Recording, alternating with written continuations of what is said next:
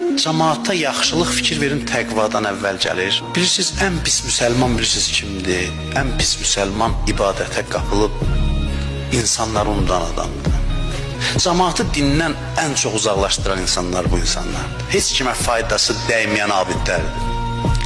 Ən çox xoşa gəlməz xislət budur.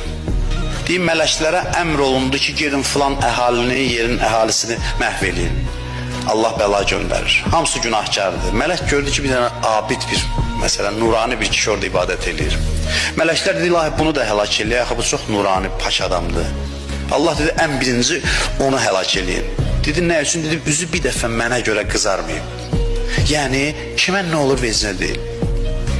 O ibadət eləyir, namaz qılır, oruç tutur. Allahın ən acığı gələn insan tipidir bu. Başqalarına biganə olub, mənəviyyat görüntüsü ilə vicdanını sakitləşdirir.